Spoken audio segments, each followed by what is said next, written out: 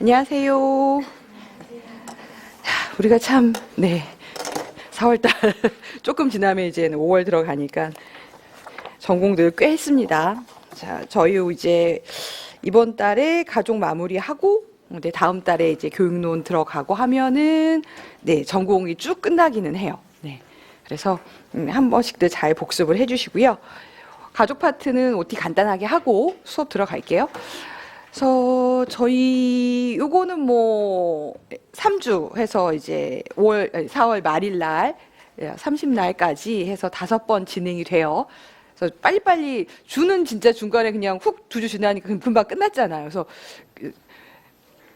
그냥 주로는 금방 끝나는데 주차 횟수로는 금방 끝나는데 내용들은 또 있으니까 그때그때 잘 복습해 주세요. 그래서 똑같이 이렇게 진행을 합니다. 그래서 요 가족 파트 쪽은 오늘 프린트 이제 2개 드렸고 첫 번째 있는 게 이제 자료 몇 가지 하고 그다음에 마지막 페이지 정도 가시면 기출 경향 이렇게 나와 있을 거예요. 늘 드리는 건데 그래서 일단 크게는 전공서는 2권 정도 생각하시면 돼요. 이쪽도 인간발달 전공서가 하나 있고 가족관계 전공서가 있는데 가족 쪽은 조금 더 세분화해서 하위를 나눠드리긴 했어요. 그래서 인간발달 쪽은 저희 그 영양학이나 뭐 피복재료학처럼 거의 내용이 고정적이고 여기 교육학에서 많이 하세요. 교육 쪽에서 교육심리학 할 때 워낙에 많이 하는 파트여서 뭐 거기랑 많이 중복이 되는 그런 부분이 있습니다. 그래서 발달 이론 쪽은 지금 뭐 작년에 이제 드디어 콜버그가 출제가 됐고 뭐 에릭슨이나 마르샤는 이제 기출이 됐던 게 또 나오고 그래서 발달 이론 중에 큰 것들이 하나 나오고 조금 안 나왔던 게 하나 정도 이렇게 되면서 여기서 한 4점 정도가 출제가 된다고 보시면 돼요. 뭐 24년도에는 이제 피아제 나오고 융이 이제 다시 한번 나왔고요. 24년 비고츠키 나오고 22년도에 또 에릭슨 나오고 그때는 이제 레빈스 나오면 조금 어렵고 해서 유명한 이론들은 거의 나와요. 그래서 교육학에서 이제 교육심리학 하실 때 같이 보시면은 크게 어렵진 않은 틀리면 조금 아쉬운 그런 부분이 좀 있습니다. 그 다음에 이제 발달 과정으로 들어가 있는 부분은 이제 연령대별로 영학이 유학이 뭐 이런 식으로 들어가다 보니까 그러니까 여기는 이제 이론하고 고시기 특징이 같이 섞여 있는 그런 내용들이에요. 그래서 약간 자잘한 면들이 있기는 한데 작년 문제는 갑자기 청소년기 질풍노도 해서 그냥 저희 전공서에 있긴 하지만 스쳐 지나가듯이 본 그런 용어가 그냥 나오기도 하고 이렇게 조그맣게 나오는 것도 있습니다. 그다음에 2023년도처럼 뭐 인간 발달에 넣을지 아니면 뭐 양육에 넣을지 뭐 아니면 가족 복지에 넣을지 모르겠는데 이제 관련 법률하고 제도가 나오면 드디어 어려워지는 그러니까 저희가 이제 소비는 비교적 이제 보호 관련 법률 몇 가지 한 4가지 정도면 됐고 그다음에 주거는 뭐 건축법, 주택법 조금 이제 길긴 하지만 그거 2개 정도 중심으로 보통 많이 보고 근데 가족은 너무 많아요. 가족은 법이 진짜 많고 제도도 엄청 많아요. 그래서 그냥 보편적인 법이나 제도가 나오면 수월한데 그렇지 않을 경우에는 사실은 예상을 벗어나는 경우 굉장히 많다라는 거죠. 이게. 그래서 예상 벗어나는 걸 다 할 수 있느냐의 관건이에요. 이건요. 그래서 지금은 좀 나중에 자료 드리고 하겠지만 여러 제도 같은 거 보긴 하지만 이것까지 우리가 낼지 여부는 사실은 미지수긴 해요. 들어가시는 분이 정책을 좀 전공하신 분이시면은 낼 가능성이 높고 반면에 이제 양육이나 이런 쪽은 아니면 이제 그냥 발달 이론 쪽으로 가신 분이면 좀 적거든요. 그래서 25년도 보시면은 제도가 하나도 안 나왔어요. 작년은. 쭉 이렇게 가로로 보시면 발달 과정이 있고 뭐 가족 문제와 복지도 이제 보엔의 이제 그 가족 상담 쪽 이론 자체가 나온 거고 이제 법률 죄송합니다. 법률하고 제도는 한 번도 안 나왔고요. 24년도는 맨 끝에 보시면은 뭐 아이 돌봄 서비스 뭐 아니면 양육비 이행 서비스 해서 아예 제도 법률 이게 4점으로 나왔고요. 그 다음에 23년도 같은 경우에도 가족복지 쪽에서 영유하고 청소년기 이런 게 나오기도. 근데 그때 배점은 작았어요. 그러니까 얘가 이런 문제가 4점이 아니라 2점이 나오면 뭐 큰 타격이 없는데 지금 24년도처럼 이제 한 4점짜리로 좀 이렇게 좀 저희가 하기 너무 깊은 그런 법률이 나오면은 점수제가 좀 이렇게 크게 날 수가 있는 그런 부분이에요. 22년도 문제도 발달 과정 쪽에 보시면은 뭐 장기 요양 보험이라든가 배우자 출산이라든가 산전 휴가 요거는 이제 저희가 제도 쪽에서 많이 보는 건데 요렇게 나오면 좀 해볼 만 하거든요. 근데 이제 24년 전으로 나오면은 같이 다 틀려요. 그래서 같이 4점 펑크 나는, 물론 이제 뭐 가족이 전공이신 분들, 오히려 그 사대가 아니라 가족이 전공이신 분들은 맞으세요. 예. 그래서 이게 참 뭐 이렇게 좀 그런 부분이 있는 게 요 파트예요. 그래서 작년에는 안 나왔기 때문에 뭐 그런 편차 문제가 없었지만 올해 안 나온다란 보장은 없어요. 사실은 매해 하나씩 변별 때문에 최소 2점이더라도 나오는 경우가 최근에 많긴 하거든요. 그래서 인간 발달 쪽은 그냥 전공서 어떤 거든 상관없고 뭐 학원 교재든 뭐 교육학 교재든 상관없어요. 그냥 잘 읽히시는 걸로 한 번 정도 쭉 보시면 좋아요. 근데 이미 아마 교육학에서 많이 들으셨기 때문에 전공서까지 안 가셔도 될 거란 생각이 저는 들긴 하거든요. 예, 그냥 너무 그냥 글이 많아요. 이게 이론서기 때문에.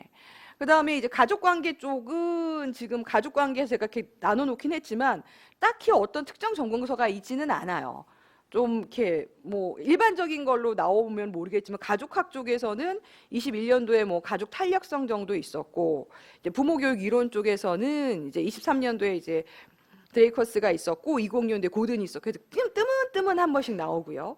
그다음에 가족의 이제 가족 형성기부터 축소기까지 여러 가지 가족 발달도 뭐 24년도에 이제 뭐 요거는 번은 여기 넣어도 되고 양육 쪽에 넣어도 상관없습니다.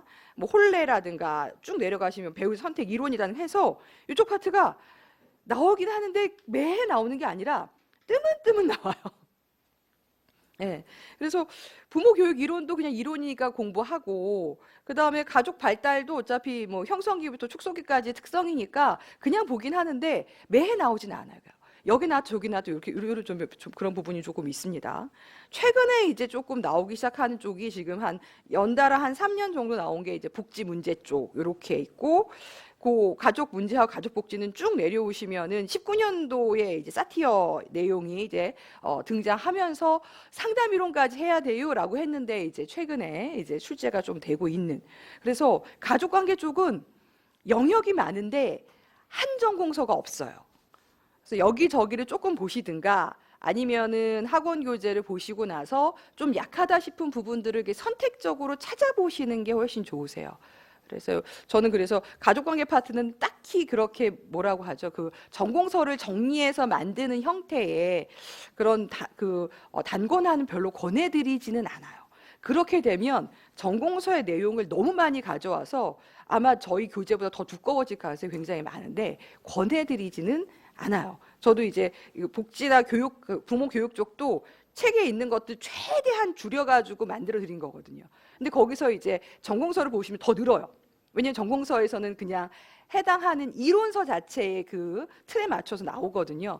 근데 저희는 그렇게까지는 안 나온단 말이에요. 그 전공으로 저희가 뭐 부모 양육과 관련된 자격증을 따거나 뭐 상담교사 쪽 자격증을 따는 게 아니기 때문에 그 정도 내용까지는 저희가 필요하진 않아요. 근데 전공서를 보면 거긴 중요하거든요. 그 이론대로 나와 있어서. 그래서 자칫 잘못하시면 책이 되게 두꺼워, 선생님들 그 만드시는 그 자료가 너무 두꺼워질 가능성이 조금 있어요. 그래서 좀 만드실 생각이 있으신 분들은 좀 고민을 해보셔야 할 필요가 있는 부분이에요. 그리고 인간 발달은 그냥 전공서 자체 보는 게 훨씬 나아요. 전공서 줄쳐놓고 보세요. 예. 뭐 그냥 줄쳐놓고 훅 하고 읽고 뭐 그림이나 뭐 도표 이렇게 보시는 게 훨씬 가독성이 더 좋기는 하더라고요. 그래서 얘는 그냥 정리한 거 보셔도 되고 아니면 너무 두껍지 않은 전공서 하나 잘 정리된 거 보셔도 괜찮다. 가족관계는 너무 여기저기 흩어져 있어서 한 권의 책으로 해결이 안 될 것이다. 그 다음에 건강가족이나 복지 쪽이 요즘에 조금 나오고 있는 추세고, 저희가 다음 달에 이제 교과 정리할 때 좀 관심 있게 들. 근데 교과서도 저희가 1호 개정 때도 같이 정리했거든요. 너무 잡다해요. 그 중에 나온 게 사실은 거의 없기는 해요, 교과서께. 근데 수업 때는 하셔야 되긴 해요. 수업 때 하시거나 2차 때 하셔야 하긴 하거든요. 그래서 필요하긴 한데, 너무너무 좀 이렇게 자잘한 것들이 많은 게 조금 문제가 있긴 하더라고요. 그래서 뭐 이 아동 발달의 이해 이게 이제 저희가 요 책을 보시게 되면 성인기가 없긴 해요. 그러니까 인간 발달의 이해로 보시면은 노년기까지 있고요. 아동 발달의 이해로 보시면 청소년기, 성년 전까지 있어요. 그래서 근데 저희가 이제 성년하고 노년기가 자주 안 나오기 때문에 이론 중심으로 보실 때는 이렇게 아동 발달의 이해 타이틀로 보셔도 되고 아니면 같은 분, 이 정옥분 선생님 책에 인간 발달의 이해도 있어요. 그러면 이제 중년기, 뭐 노년기 여기도 같이 나와 있으니까 그렇게 보셔도 상관없어요. 출제 저희는 사실은 청소년기까지 제일 많이 나오긴 하니까 거길 조금 집중적으로 보고 싶으면은 죄송합니다. 이 책도 괜찮아. 빌려보세요. 두꺼워요. 근데 두꺼워서 사실은 좀 권해드리고 싶지는 않지만 좀 자세히 나온 책 중에 하나고 그 다음에 뭐 유영지 교수님 책해서 가족관계학을 좀 이렇게 그 단권화해서 보실 만한 책은 요 정도 있는데 제가 여기 있는 것도 웬만한 거 다 여기 있거든요. 저희 학원 교재 다 있어서 궁금하시면 한번 보시지만은 네. 읽어보시면 거의 비슷한 내용이다라고 싶으실 것 같긴 해요. 자, 그래서 가족 쪽은 그렇게 전공서가 아주 눈에 띌 만큼 좋은 게 있지는 않더라고요. 그 다음에 뭐 카페 가입하실 또 인강 선생님들이 있으니까 카페 가입해 주시고 네.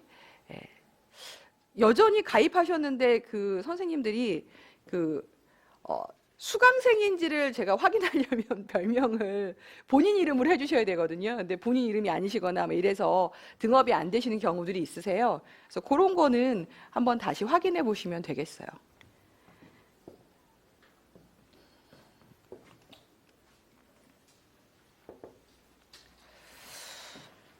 자, 이렇게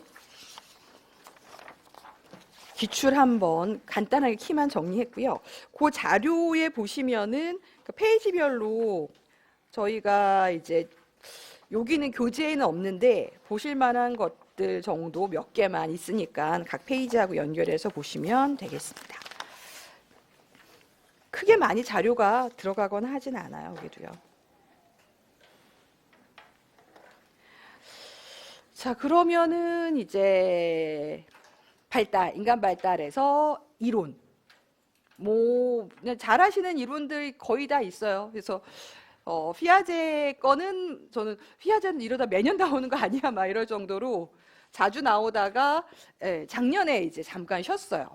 그래서 뭐 대상 영속성도 나오고 뭐 구체적 조작기의 특성들 해서 뭐 상징적 사고 뭐 물할론 이런 것도 나왔고 19년 나와도 한 번 더 나오고 자기 중심적인 뭐 사고 관련된 언어도 나오고요. 피아제 도덕성 발달 뭐 자기 중심성 해서 진짜 피아제는 이제 안 나온 것만 골라서 이제 이러면 형식적 조작기가 나와야 되나 싶을 정도로 초반 걸 굉장히 많이 내고 딱 보면서 수능형 문제예요. 제가 이제 그 인간 발달해서 수능의 직업 영역 쪽에 가면은 인간 발달해서 수능 문제가 있거든요. 딱 그런 형태의 문제로 나와요.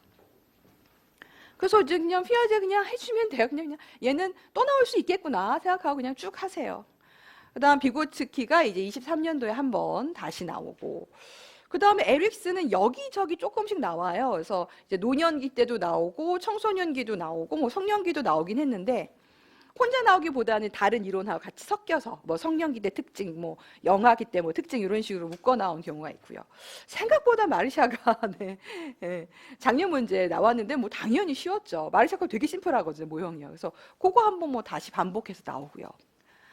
그 다음에 22년도에 프로이트하고 24년도에 융이 나왔는데 융 문제는 24년 말고 다른 해에도 같이 한번 더 이 프로이트 같이 나올 때 그러니까 22년도에도 같이 나왔어요. 그래서 저희는 이제 진짜 옛날 사람 이론이라고 생각하는데 뭐 다시 재발견이 되는지 모르겠지만 요게 최근에 조금 나오고 있는 편이에요. 그래서 교육학 하실 때 프로이트하고 융 쪽도 좀 보시면 좋아요.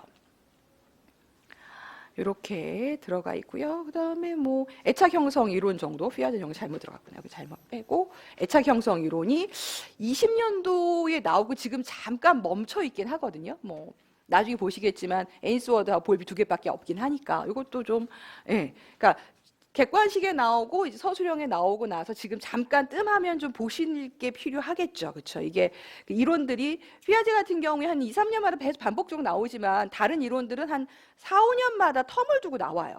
그리고 지금 마르샤도 지금 21년 나오고 25년도 나왔거든요. 그래서 20년도에 애착 이론 나왔는데 아직 지금 반복이 없다, 최근 게 없다 그러면 보시는 게 맞아요.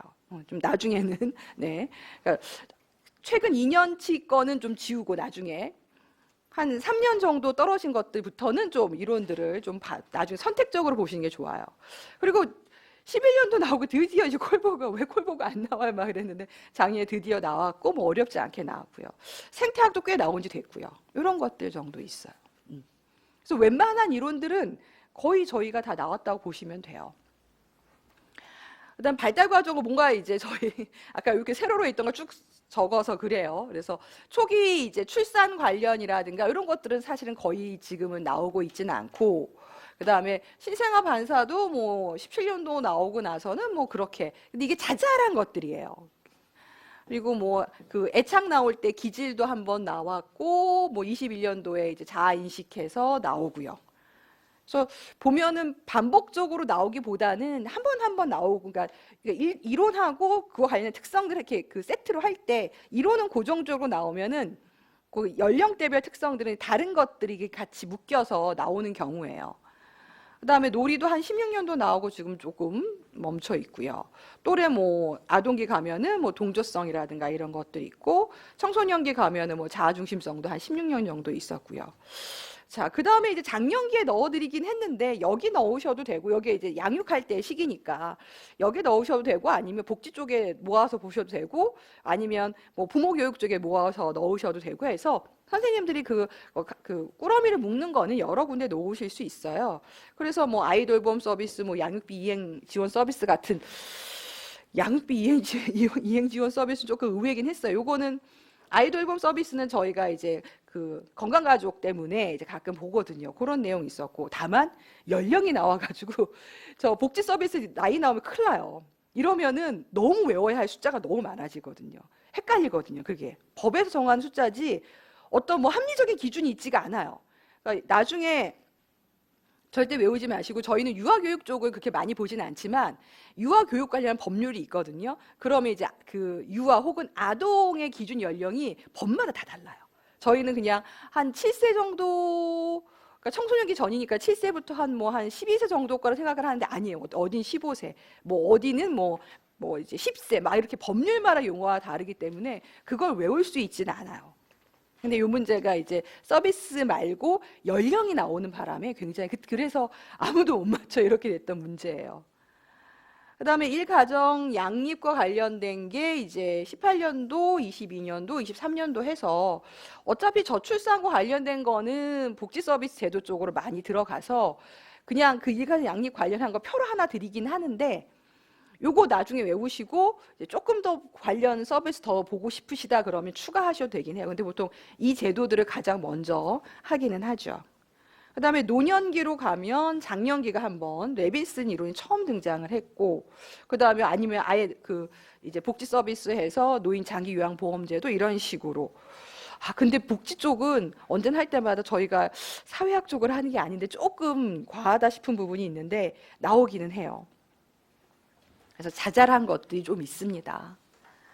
자, 그러면은 인간 발달 쪽 해서 저희 뭐 피아제를 매번 먼저 하는데 제일 많이 나오니까 매일 먼저 하지만 이게 이걸 1월 달에 했으면 아무도 모르시고 지금쯤 하면은 저희가 4월이니까 교육학을 어느 정도 하셨잖아요. 그래서 들어봤던 듯한 그런 내용이긴 해요. 그래서 순서를 좀 바꿔가지고 다른 걸 먼저 할까 싶기도 하는 생각이 들 때가 있어요. 피아제 늘 매번 나와요. 그래서 피아제의 이 인지 발달은 그냥 요 단계도 나와요. 요 단계도 이렇게 단계 나오고 뭐 아무도 안 틀리시기도 하고 뭐 이렇게 되고, 그 다음에 이제 그 단계 자체의 개념을 묻지는 않고, 그 단계가 결국 피아제도 어떤 의미에서는 실험이잖아요. 관찰이라고 해야 될까요? 그래서 아이들 데리고 이제 아이들의 행동들 관찰하면서 이런 인지적인 그 발견한 부분들이 생기는 거죠. 그래서 그 시기별로 이렇게 대표적인 뭐 인지 기능, 인지 특성, 뭐 활동, 뭐 여러 가지 뭐 용어로 나옵니다.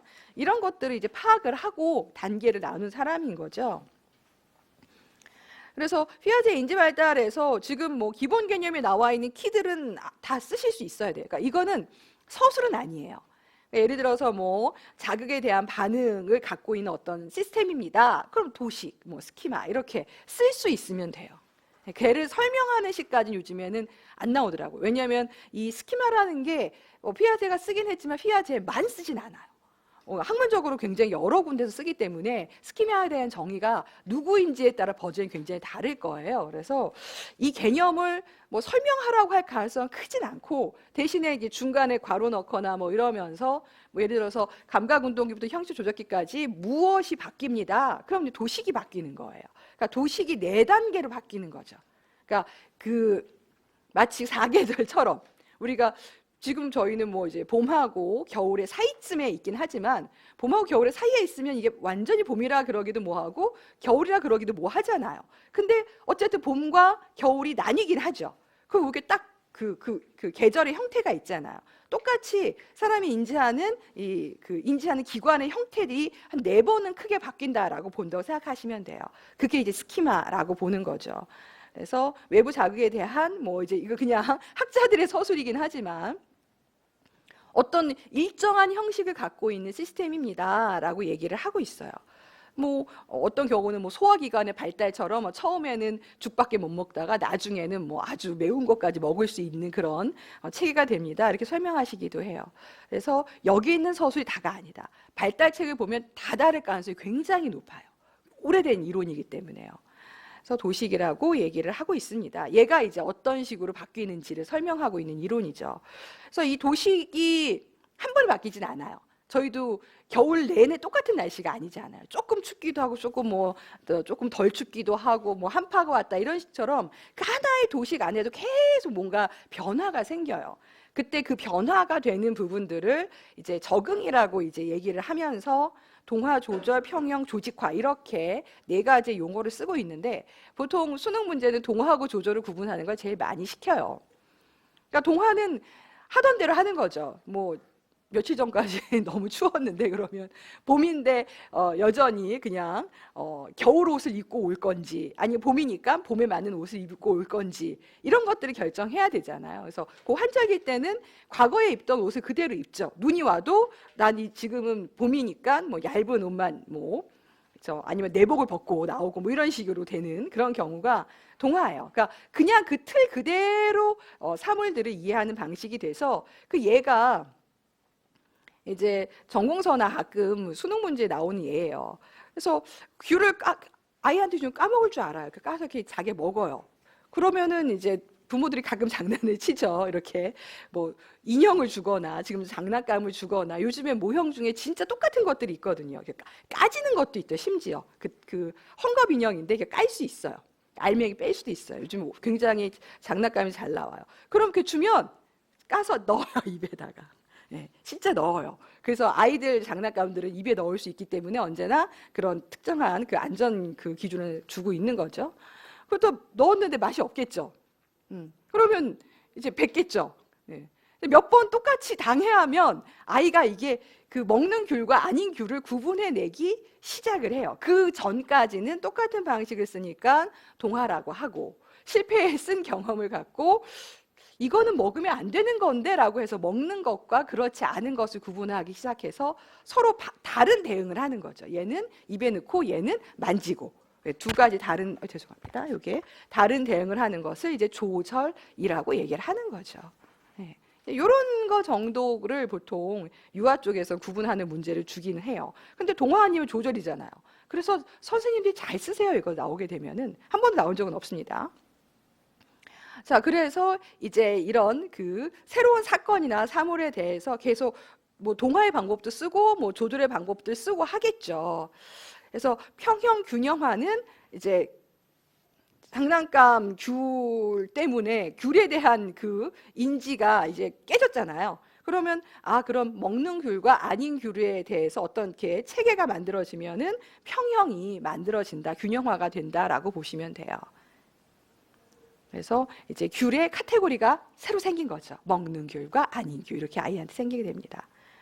그러면서 이제 리을의 조직화는 귤 말고도 이게 귤만 있는 게 아니라 사과도 그럴 수 있고 바나나도 그럴 수도 있고 여러 가지 먹는 그 체계에 다 그럴 수가 있죠. 그래서 먹을 수 있는 것들의 모형과 아닌 것들에 대한 것들이 이제 조금 더 이제 잘 체계화되는 경우를 조직화라고 얘기를 하고 있습니다. 근데 저희는 평형과 조직화를 별로 구분하지 않아요. 그냥 동화와 조절 정도만 본다고 생각하시면 돼요. 자, 이렇게 이제 계속해서 외부 세계를 이해하면서 드라마틱하게는 한 4단계 정도의 변화가 생긴다고 보시면 돼요. 그래서 연령은 뭐 연령 안 써요. 저희는 그러니까 보통 24개월 여기가 이제 뭐 그 24개월 이거를 하는데 어린 아이들 때는 그 1살, 2살 이렇게 안 하고 개월수로 표시되는 전공서들이 많을 거예요. 외우라고 드리는 거 절대 아니니까 외우지 않으셔도 되고 지금 그 표 아래 보시면은 0에서 2세. 예, 저희 이제 많이 됐으니까 진짜 그냥 2세겠죠. 네, 24개월 꽉 채우는 거라고 생각하시면 됩니다. 그 다음에 전조작기라고 하는 시기가 유아기하고 이제 영유아기, 영아기하고 유아기. 그러니까 여기가 이제 그 2세부터 초등학교 들어가기 전까지 좀 길어요. 사실 여기도 한 번 더 나누었으면 했는데 좀 길게 들어가 있고요. 구체 조작기가 이제 초등학교 시기, 아동기라고 보통 얘기를 하고 형적 조작기가 이제 청소년기 정도로 생각하시면 돼요. 이렇게 들어가요. 그래서 일정한 연령이 되면은 한번 이렇게 단계를 이제 업그레이드를 할 수 있다고 생각을 하는 거죠. 그러니까 뇌도 발달하고 경험치도 쌓이니까요. 그래서 감각운동기는 감각기관하고 운동기관을 써서 세상을 파악한다 생각하시면 돼요. 말 그대로 감각기관, 오감하고 운동기관이니까 이제 신체를 움직일 수 있는 기관들이겠죠. 이렇게 해서 지금 9페이지에 있는 것처럼 표 아래에 똑같이 있죠. 그래서 감각이나 뭐 이런 운동기관을 통해서 주변을 탐색하고 인지하는 그런 시기를 의미합니다. 그래서 여러 특성이 있긴 한데 이게 이제 영아기 쪽으로 가게 되면은 여기 영아기 써서 헷갈리겠다. 유아기로 할게요. 여기 영아기가 보통 2세까지니까 유아기로 할게요. 그래서 요 시기가 이제 유치원 쪽이나 이때는 굉장히 많아요. 몇 세에 뭐 가위질을 하고 몇 세에 동그라미 그리고 위에 있는데 저희한테는 딱히 필요 없고요. 이 시기에 발달 과업은 하나밖에 없어요. 대상 영속성이고 24년도에 드디어 이제 객관식에는 굉장히 많이 그 지문에 있었는데 서술형에서는 이제 24년도 문제 최근 거에 한번 나왔습니다. 그래서 대상 영속성은 그 줄에 있는 그 개념 그대로 쓰시면 돼요. 제가 보기엔 선생님들 이제 개념 쓰실 때 이 정도만 쓰면 충분한가요? 그럴 때 조금씩 빈 구석이 생겨요. 이게 말 그대로 학자들이 만든 개념이기 때문에. 그래서 가능하면 요거 빼먹지 말고 그대로 쓰시면 제일 좋습니다. 물론 채점할 때는 조금 빼먹는다 그래서 크게 감점하진 않지만 정확하게 전달하는 게 제일 좋아서 대상 영속성은 이제 안 보여야 돼요. 일단은. 가려지거나 아니면 현재 지금 뭐 내 눈앞에 없거나 하더라도 눈에 보이지 않아도 존재한다는 걸 인식할 수 있는 능력이에요. 근데 이제 요 연령대가 24개월까지거든요. 인형이 있을까라고 물으면 애가 뭔 말인지 몰라요. 인형이란 용어도 모르고 있을까 없을까에 대한 것도 몰라요. 그래서 사실은 의사소통을 통해서 확인하는 게 아니라 아이를 관찰하면서 확인을 하는 거예요. 사실은 이제 언어가 되면 뒤에서부터 물어봐요. 그러니까 나중에 보존 개념이든지 뭐 할 때는 의사소통을 해요. 그래서 얘가 이런 인지가 있구나 없는구나 아는데 이 대상 영속성은 사실 좀 어려워요. 너무 어린 아이들이고 언어가 아직 우리가 성인이 쓰는 언어가 아니기 때문에 말을 통해서 하는 게 아니라 보는 거예요. 제가 어떤 행동을 하는지 보게 됩니다. 그래서 대상 영속성이라는 개념이 있고 거기에 이제 하단에서 한 3번째 줄 가시면은 대상 영속성 개념을 획득함으로써 영아는 사물이 자신과 독립적으로 존재한다는 것을 이제 인식한다. 그러니까 이걸 이제 자아 인식이라고 얘기를 해요. 그러니까 내가 다른 건가? 이렇게 되는. 그러니까 그러니까 자아 인식이 형성이 되기 전까지는 보이는데 이게 난지 보이는 그 밖의 대상물인지에 대한 그 구분이 아직 없다고 생각을 하긴 해요. 사실 저도 그걸 모르죠. 물어본 게 아니잖아요. 지금 6개월짜리 아이한테 너는 저 앞에 있는 모빌이 너와 다른 거라고 생각하니? 라고 물어볼 수가 없잖아요. 뭐 언젠가 그런 그 의사소통 능력을 개발할 수 있는 장치가 있으면 물어보겠지만 현재로서는 그냥 아이의 행동을 보고 쟤는 아직 저 외부 물건하고 본인이 분리되어 있다는 걸 모르는구나 라고 생각을 하고 대상 영속성이 생기면 아는구나 라고 이제 우리가 판단할 뿐이라고 생각하시면 돼요. 그래서 대상 영속성 위에 있는 말이 여러 대상물로부터 자기를 분리한다는 게 자아를 그러니까 나는 나다른 걸 인식할 수 있게 되는 그런 행동을 보인다고 생각하시면 돼요. 그렇게 해서 이제 감각운동기가 나오고 감각운동기에 있는 이 대상 영속성의 실험은 너무 흔해요. 그냥 가리기. 이렇게 아이한테 보여주고 가리면은 없다고 인식을 하니까 고개를 돌려요.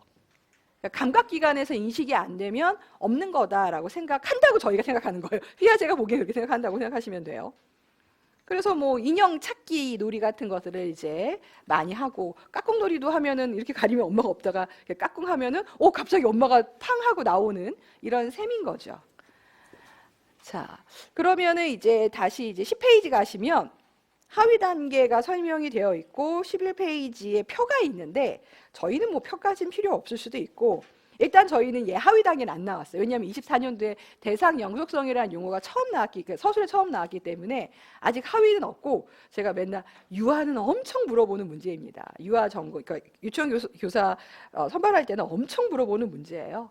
그래서 이게 6개로 들어가 있긴 하지만 선생님들 뭐 표에도 6단계까지 있지만 일단은 조금 더 쉽게 보시면은 반사기라는 시기가 있고 중간에는 순환 시기가 있어요. 순환 반응기라고 얘기를 하긴 합니다. 원어 그대로 쓰긴 해요.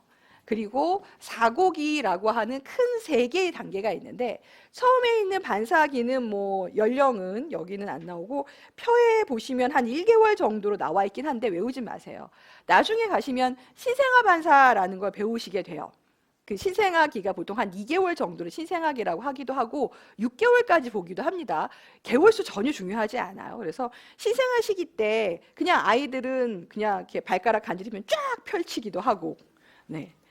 겨드랑이 들면 막 이렇게 걷지도 못하는데 걸으려고 하고 가끔 광고에 나오는 것처럼 물속에 집어넣으면 눈 말똥말똥해 뜨고 수영을 할 수 있습니다. 안 배워도.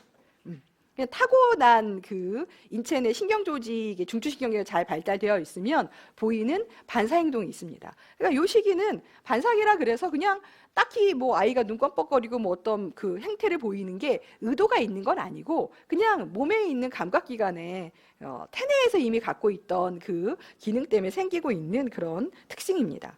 그래서 반사기라고 해요. 딱히 그런 특징은 없어요. 그냥 이름만 있어요. 반사기, 뭐 반사활동기 상관없습니다. 그 다음에 이제 사고기는 나중에 개월수를 보시면 한 18개월에서 한 24개월 사이라고 나오긴 해요. 그러니까 요 시기는 약간 저희가 여기가 감각운동기 다음이 전조작기거든요. 전조작기적인 특성이 좀 보이는 시기예요. 그래서 전조작기를 들어보셨을 거예요. 조작의 전 단계다. 그러니까 사고를 통해서 논리적 관계를 파악하지 못하는 단계가 전조작기인데 대신에 이 기간이 굉장히 길어요. 2세 그 말부터 한 3세부터 한 7세까지라서 한 5, 6년 되거든요. 그러니까 굉장히 드라마틱한 말도 할 줄 알고 막 운동하고 뛰어다니고 뭐 친구들 사귀고 막 이렇게 굉장히 드라마틱한 변화가 있는 시기여서 그러려면은 서로 의사소통도 하고 그래야 되잖아요. 그래서 무언가 그 사고라고 하는 인간이 갖고 있는 인지라고 하는 게 좀 보여지는 시기예요. 사실은 이 전조작기의 전 단계 정도 되는 그 시기라고 보시면 돼요. 그래서 반사기, 사고기가 있고 중간에는 다 계속 무한 반복이에요. 저도 가끔 아이들 어릴 때 거 보면은 저거를 어떻게 2시간 동안 하고 있지 뭐 이런 생각이 들 때가 있는 것처럼 무한 반복이에요. 계속 뭔가를 순환을 해요. 근데 반응이니까 어떤 자극에 따른 반응으로 하는 행동이 계속 반복돼요. 그래서 반복되는 대상이 좀 차이가 나기 때문에 1차, 2차, 3차라고 하는 걸로 다시 나눌 뿐이에요. 그렇게 외우시는 게 편하실 거예요. 그래서 그러니까 지금 2번째 단계에 있는 1차 순환기는 뭔가 하고 있어요. 자기 몸을 계속 갖고 놀아요. 이제 팔이 막 움직이고 손가락도 움직이고 발가락도 움직이고 그러면 그게 이제 자기 의지에 의해서 움직였는지 뭐 반사 행동에서 움직였는지 그건 알 수는 없지만 제 흥미로운 거예요. 뭔가 움직이네? 돌아다니기도 하고 뭐 이렇게 아직 기어다닐 정도까지는 아니겠지만 자기 몸을 조금 컨트롤할 수 있게 돼요. 그래서 계속 동일한 동작들을 반복을 해요. 자기 신체를 가지고 논다고 표현하기도 하고 그냥 이런 몸이 있었네라고 하는 거죠. 그래서 손가락 빨아요. 손가락 제일 많이 하는 게 이런 것들이죠. 이 반응을 계속 해요. 그런 다음에 이제 2차로 가면은 이제 장난감들이 눈에 띄기 시작합니다. 이제 나중에 하면 시각이 뭐 언제 발달하고 뭐 청각이 언제 발달 이런 것들이 있는데 하나도 중요하지 않습니다. 저희는 그거는 그냥 의사 선생님들이 보시는 거고, 애들이 이제 외부 대상들을 볼 줄 아는 정도의 시력이라든가 감각들이 발달하니까 그 중에 흥미로운 것들이 있어요. 흥미로운 대상이 있으면 그 대상이 나오면 뭐 모빌이든 딸랑이든 뭐 사람 얼굴이든 뭐 이런 것들 나오면 웃어요. 그걸 좋아해요. 그래서 지금 2차 순환 반응으로 가면은 관심이 외부에 있는 사건이나 대상하고 연결이 됩니다. 이렇게 이제 내용이 들어가 있습니다.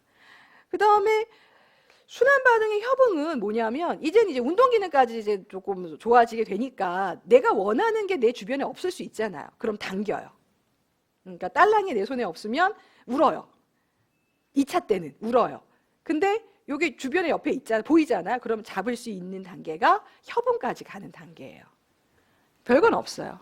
요 2차 순환 반응의 협응은 대상이 이제 좋아하는 대상이 이제 주변에 있으면 걔를 눈에 보이면 내 눈앞에 놓으려고 이제 당기거나 뭐 조금 더 움직이거나 이런 운동 기능이 조금씩 들어가는 단계가 됩니다. 그래서 10페이지에 4단계에 있는 2차 반응, 그 협응, 2차 순환 반응의 협응까지 가면 마지막 줄에 보시면은 대상 영속성을 획득했어요 라고 얘기를 해요. 이제 표에서 나중에 가면은 인형 찾기에 대한 게 서술이 나오는데, 이때 되면 아이가 아까 저희가 여기서 이렇게 가리면 아이가 안 봤잖아요. 근데 아이가 보는 앞에서 이거 가리잖아요. 손을 들어서 쳐요. 탁 쳐요. 그럼 보이잖아요. 그걸 알아요. 그러니까 엄마가 가렸는데 요 뒤에 인형이 있다는 걸 알기 때문에 그 전에는 울었죠. 안 보이니까. 울었는데 이걸 쓸 수가 있어요. 발을 쓸 수가 있어요. 그럼 팍 쳐요. 아니면 당겨요. 그럼 보이잖아요. 그러니까 자기 운동 기능을 사용을 해서 원하는 것을 쟁취할 수 있게 되는. 그러려면은 가려진 뒤에 여기 인형이 있다는 걸 얘가 인식을 해야만 가능하겠죠. 눈에 보이지 않는 대상이 존재한다는 걸 인식을 해야 돼요. 그래서 4단계가 되면은 대상 영속성을 드디어 획득했다라고 보통 얘기를 해요. 그러니까 아이가 액션을 취할 수가 있으니까 이렇게 보는 거죠. 근데 대상 영속성이 한 번에 완성되는 건 아니고 이제 그 대상이 있다는 걸 얼마나 오래 기억을 하고 있느냐가 중요하거든요. 오래 기억하면은 안 보여도 계속 찾겠죠. 근데 짧게 기억하면은 만약에 엄마가 이렇게 가리고 뒤에 몇 개 더 가려놨으면 하나 쳤는데 안 보이면 포기해요. 없나 보다. 근데 이제 이게 아이가 이제 점점 분명히 저 뒤에 있다는 거 알면은 여기저기 막 치고 훑어보고 막 하겠죠. 그래서 일단은 지금 순환 반응 협응의 단계가 되면 형성이 됐는지 여부를 파악할 수 있다라고 얘기를 합니다.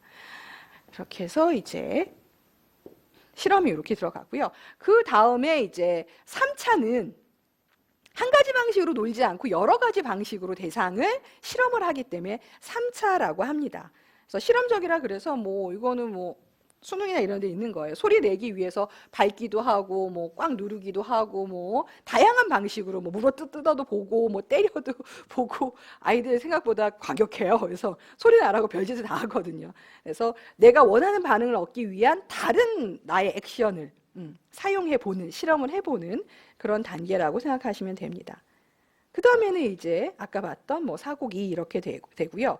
11페이지에 있는 것들 보시면서 이제 앞에 그 표의 내용들을 다 동일하고 4단계에다가 그 물체의 영속성 개념 획득에다 표시를 하나 해주시면 좋고요. 그 다음에 맨 오른쪽에 이제 대상 영속성 발달에 대한 실험들의 결과물들이 쭉 나와 있어요. 그래서 이제 2단계에 가면은 대상이 사라진 곳을 잠시 보다가 가만히 있거나 아니면 눈을 이렇게 고개 돌려요. 모르니까. 아직 대상 영속성이 없으니까. 그 다음에 2차 순환으로 가면은 이거를 보통 인형들을 여기저기 이렇게 숨기거든요. 여기 숨겼다가 다른 데 숨기고 이렇게 여러 번 숨기거든요. 그래서 이제 그 3단계, 즉 2차 순환 반응 단계가 되면은 위치를 어느 정도 엄마가 숨기니까 예상을 하긴 하는데 이게 일부가 보여야 돼요. 그러니까 아까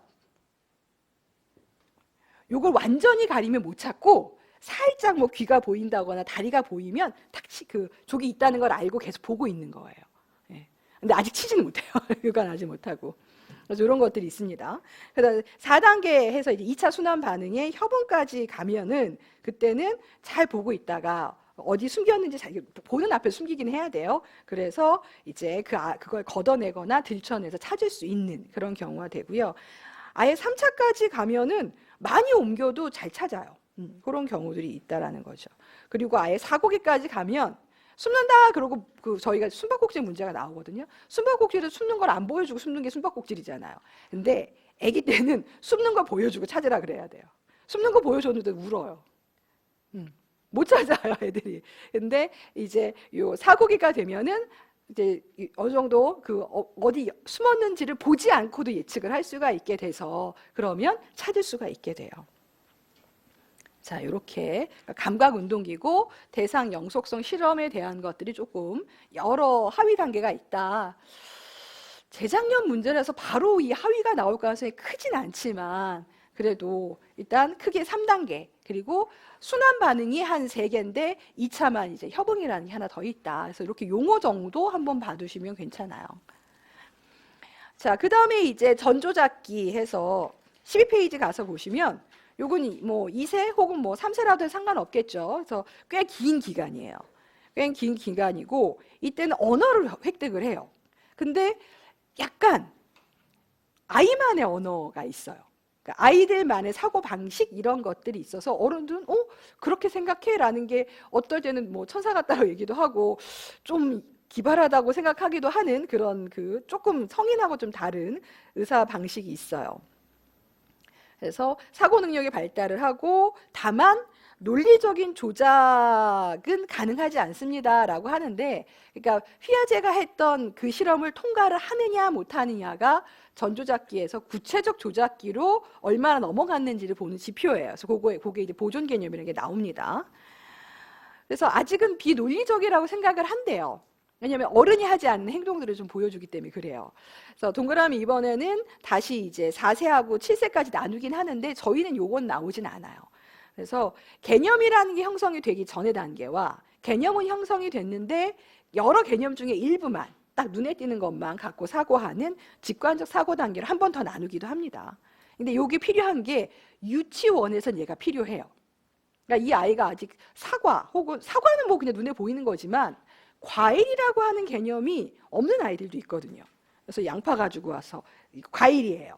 동그라니까 동그란 거 보니까 그냥 과일이에요. 이런데 아니잖아요. 그러니까 우리가 성인들이 쓰는 그 공통적인 속성을 갖고 있는 개념이 아직 형성이 안 될 때가 있거든요. 그럼 이 형성을 도와줘야 하니까 전개념적 사고에서는 이제 개념들 중심으로 여러 가지들을 유치원에서 학습을 하겠죠. 그래서 유아 쪽에서는 요 하위 단계를 구분하고 이제 교육 활동을 한다고 보시면 되는데 저희는 뭐 딱히 그래서 이 하위까지는 크게 나올 가능성은 없습니다. 그래서 전개념하고 직관적 사고라는 걸 나누기는 한다. 근데 어쨌든 대표적인 인지 특성을 보게 되면은 저희는 뭐 자아중심성, 뭐 자아중심적 사고 아무 상관 없으십니다. 에고센트리즘이라고 하는 거고 말 그대로 내가 보는 대로 세상이 다 볼 거야. 나의 시각이 모든 사람의 시각이야. 이렇게 보는 그럴 수 있을까 모르겠지만 그렇게 생각을 한대요. 근데 에고센트리즘이 나중에 구현이 될 수 있을지도 몰라요. 모든 사람의 인식이 네트워크가 된다면 가능할지도 모르겠지만 이때는 아직 인지 능력이 부족해서 타인의 사고까지는 추론을 못하는 거예요. 그렇게 생각할 거라는 경험치도 없고 그걸 받아들일 수 있는 인지적인 능력이 안 된다고 보는 거죠. 그래서 에고센트리즘이라고 하는 자아중심적 사고가 발생을 하는데 그래서 나오는 인지 행동이 하나는 두 번째 있는 언어예요. 내 말만 해요. 상대방하고 적절한 티키타카가 안 돼요. 그냥 내 말만 하는 거예요. 혼잣말을 하거나 뭐 아니면 각자 또 서로 이렇게 다른 말을 하거나 이렇게 되는 경우가 자기중심적 언어라고 얘기를 합니다. 그 다음에 그 위에 있는 거는 중심화라고 해서 직관적 사고할 때 많이 보이는 건데 여러 속성 중에 하나의 속성에 꽂혀요. 이 중심화 때문에 보존 개념이 이제 그 발달이 아직은 부족하다라고 얘기를 해요. 이게 중심화를 벗어나야만 그 유목을 나누거나 순서를 매기거나 이런 것들이 가능해지거든요. 그래서 나중에 이건 더 하겠습니다. 그래서 여기 자기중심 사고하면은 늘 뭐, 네, 피아제가 한 실험이 산실험이니까. 그래서 이렇게 아이들을 이렇게 새 위치에다 앉혀놓고, 당연히 위치별로 산의 모양은 다르잖아요. 저희가 드론에서 봤을 때하고 내 앞에서 봤을 때 산의 모양이 다른 거 똑같잖아요. 근데 아이들은, 그러니까 지금 전 조작기 아이는 A 위치에 있는 아이가, 이 A 위치에 있는 아이가 B나 C에 있는 위치에 있는 아이가 어떻게 산을 볼까요? 그렇죠? A에게 물어요.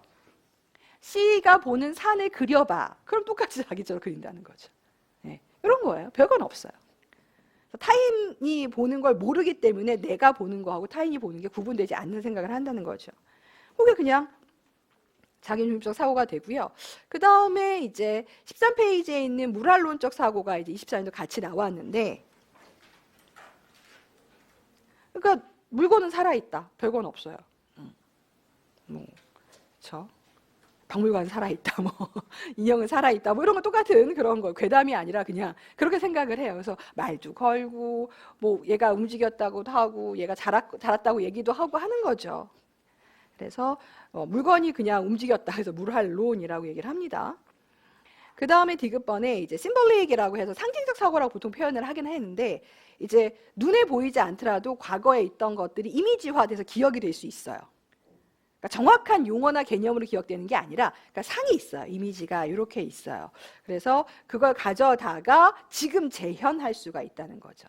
그러니까 앞에 있던 대상 영속성이 없었으면은, 대상 영속성이 있으면 획득이 돼야만 외부에 무언가가 존재한다는 걸 알고 얘를 기억했다가, 이때는 이걸 이미지로, 그러니까 똑같이는 구현을 못하니까 이제 더 쉬워서 어떤 자기가 기억하는 형태로 더 쉬워서 그걸 쓰게 돼요. 그래서 보면은, 그러니까 아이들이 요때 여기 지금 인형 놀이가 나오는데, 아이들이 가지고 오는 인형 형태가 다 달라요. 그러니까 진짜 인형이 아니라 뭐 이렇게 베개도 가져오고, 뭐 곰돌이도 가져오고, 자기 옷 둘둘 말아서 가져오는 경우도 있고, 색도 뭐 하얀색부터 검은색까지 다 다양해요. 그러니까 그게 아이들 머릿속에 있는 악이라고 하는 이미지예요. 경험했던 걸 이제 자기 나름대로 구현해내는 거죠. 그래서 이렇게 상징을 사용을 하는, 상징 사고를 하게 됩니다. 그래서 또 뭐 여러 역할놀이라든가 이런 것들이 가능해지게 되죠. 그 다음에 이제 원인과 결과, 인과관계에 대한 인지라 그래서, 인공론은 사람이 다 만들었어요. 태양도 우리 아빠가 만들고, 바위는 우리 엄마가 만들고, 뭐 현존하는 모든 건 다 인간이 만들었다 생각하는 게 인공론이고, 별거 없어요, 이건요. 그 다음에 전환적 추론이라고 하는 것도 이제 가끔 유아 쪽에서 나오는데, 그러니까 아이들이 그냥 울 때가 있어요. 동생이 아프거나 엄마가 아플 때 울어요. 자기 때문이라고 생각을 한대요. 원인은 본인이 아니에요. 근데 이제 어느 쯤엔가 엄마한테 툭 치고 갔거나, 뭐 동생한테 나쁜 말을 했거나, 그래서 지금 아프다고 생각을 하는 거예요. 막 울어요. 나 때문에 아파요. 막 이렇게 우는 거예요. 그러니까 전환적 추론이에요. 네. 그래서 원인과 결과가 딱 맞지 않은데, 그냥 본인이 했던 어떤 원래 죄의식이 있었을까요? 뭐가 있었을까요? 불편한 감정을 지금의 이제 결과에다가 붙여버리는 거죠. 그래서 이제 사용하고, 특정 사건으로부터 특정 사건을, 그러니까 하나의 사건 갖다 이 사건을 그냥 매칭해버리는 거예요.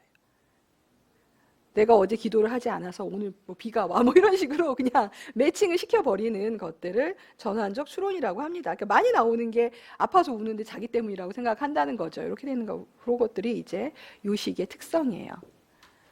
그래서 물활론적 사고에서 뭐 인형 데리고 뭐 같이 생활도 하고 이렇게 됩니다. 요거는 이제 숨바꼭질 할 때 아이들 머리만 뭐 가리고 나무 자기 숨었다고 생각을 하는 그런 것들도 있고 합니다. 자, 요건 이따가 문제를 같이 풀까요? 자, 구체적 조작기로 넘어가면 13페이지에 가시면은 이때 초등학교 정도 시기가 돼서 구체적 조작기는 지금 하단에 보시면 유목화, 서열화가 있고, 그리고 14페이지에 가시면은 보존 개념이 있습니다. 이 세 개 보시면 돼요. 유목하고 서열화가 아직 안 나오고 보존 개념이 이제 19년도에 문제 나오고 있거든요. 그래서 뭐 보존 개념이 제일 많이 나오기는 해요, 사실은요. 그래서 일단 그 앞에 있는 유목화하고 서열화해서 구체 조작기를 볼 텐데, 구체적 조작기는 조작 대상이 구체성이 있으면 돼요. 근데 이 구체성이 눈에 보이는 건 당연히 구체적이고 이미지가 있으면 돼요. 그러니까 아이들한테 사과 2개 더하기 사과 1개 하면은 사과 3개라고 얘기를 해요. 그러니까 사과라는 상이 이미 있잖아요.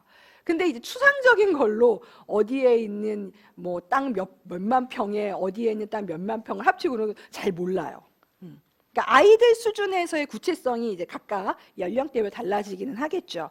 그래서 지금 뭐 예제 나온 거는 동전을 보여주며 이렇게 할 때는 당연히 이제 눈에 보이는 개수니까 훨씬 구체적이긴 하죠. 그게 아니더라도 상이 있으면, 누구나 알 수 있는 상이 있으면은 그때는 상관이 없어요.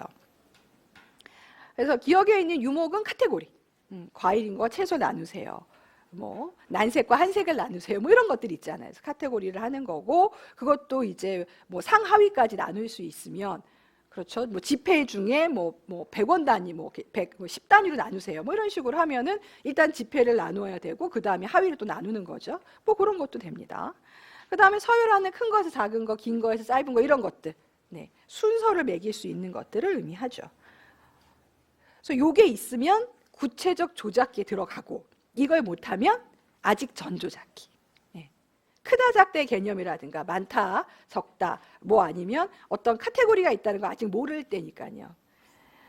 자, 그리고 이런 서열이라든가 뭐 상하위 개념 같은 유목이 가능해지면은 또 보이는 행동이 보존 개념이라고 하는 용어가 있는데, 뭐 매번 보이는, 네, 이렇게 비커 보여주고 이렇게 길이가 다른, 뭐 형태가 다른 쪽으로 옮겼을 때, 자, 2개는 같을까 다를까, 맨날 같을까 다를까 하고 물어요.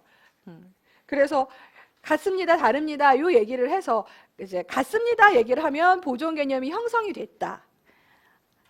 뭐 한쪽이 얘가 더 많아요, 뭐 얘가 더 많아, 둘 중에 하나를 얘기를 하게 되면 아직 형성 전이다 이렇게 얘기를 하죠. 자, 첫 줄에 있는 거 그냥 외우세요. 외형이 바뀐다. 선생님들이 뭐 양이 바뀐다 이렇게 하지 마시고 그냥 포괄적인 용어를 쓰시는 게 좋아요. 외부의 형태, 외형이 바뀌었어요. 일단 바뀌죠. 이렇게 길어지거나 짧아지거나 작아지거나 이렇게 넓게 퍼지거나 모양이 바뀔 거예요. 외형이든 뭐 모양이든 상관없습니다. 바뀌는 게 하나 있는데, 바뀌었는데 첨가나 혹은 빼내진 않았어요. 그러니까 가감이라고 보통 표현하죠. 가감하지 않았어요. 그러면 그 물체에 갖고 있는 뭐 속성, 특성, 성질 상관없습니다. 동일하다는 거예요. 그러니까 3가지가 들어가죠. 이제 바꿨는데 동일하다. 왜냐하면 가감을 하지 않았기 때문에. 요게 중요합니다. 이 3가지 다 쓰시는 게 좋고, 제가 말씀드린 것처럼 뭐 양을, 길이를, 넓이를 요거를 쓰시게 되면, 이렇게 외우면 예제가 만약에 지금 개수였는데 길이면 답을 쓰기 애매해지잖아요. 그래서 그냥 모양, 외형 이렇게 해주시는 게 훨씬 좋아요. 그렇게 해서 그냥 개념을 외우세요. 그래서 지금 요 실험은 지금 15페이지 가시면 굉장히 많이 있어요. 전공서에.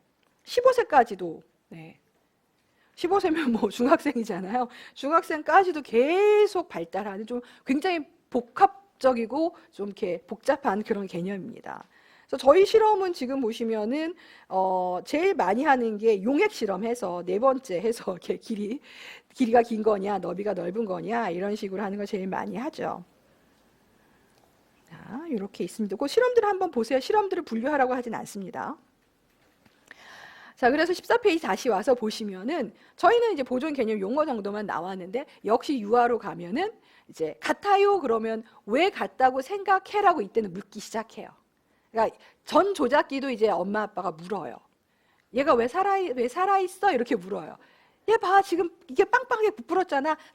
이렇게 빵빵하게 부푼 거 산 거야. 뭐 이런 식으로 대답들을 하거든요. 상호작용을 하면서 알 수 있는 것처럼 구체적 조작기도 당연히 의사소통이 잘 돼요.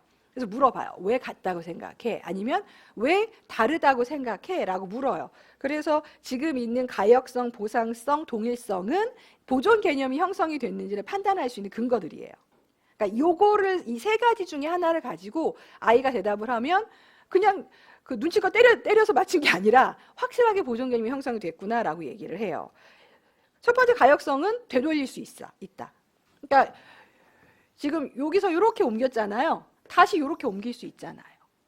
원래 그릇으로 담으면 똑같은 양이에요. 뭐 2개 쪼개놨는데 다시 합치면 한 덩어리가 돼요. 그러니까 원래 했던 걸 되돌릴 수 있다고 생각을 한다라는 거죠. 가역 혹은 뭐 역조작 상관없습니다. 그 다음에 보상성은 이게 이제 폭이 좁아진 대신에 길이가 길어졌잖아요. 여기 아래에 있는 폭은 좁고 길이가 길어졌잖아요. 뭐 개수가 줄어든 대신에 뭐 이렇게 면적이 넓어졌잖아요. 이런 식으로 어떤 부분의 형태의 변화가 생겼는지를 얘기를 할 수 있다는 거죠. 그 다음에 세 번째는 더하거나 빼지 않았잖아요. 이렇게 얘기를 하거나. 네. 다 복합을 해서 할 수도 있지만 유아 쪽은 이제 아이의 유치원생들 대답 보면서 요거는 가역성에 근거했습니다. 요거는 보상성에 근거했습니다. 이렇게 얘기를 하거든요. 그래서 그 정도 문제까지가 유아 문제예요. 저희는 이제 보조개념 용어 정도 하고 개념 쓰는 게 나왔죠. 그래서 그 박스에 있는 것처럼 전조작기에 있는 아동은 이제 이걸 획득하지 못하는 이유가 아까 했던 가역을 몰라요. 되돌릴 수 있다 생각을 아예 못해요. 그런 것도 있고, 그 다음에 직관적으로 봤을 때 길이만 보거나 개수만 보거나 면적만 한 가지만 보기 때문에 다른 속성까지는 생각을 못해요. 그래서 그런 것들이 있다고 얘기를 하고 있습니다. 자, 이렇게 이제 보존 개념에 뭐 이렇게 배열도 하고 유목도 할 수 있게 되면은 또 보이는 현상이 아까 봤던 에고센트리즘에서 벗어나기 시작을 해요.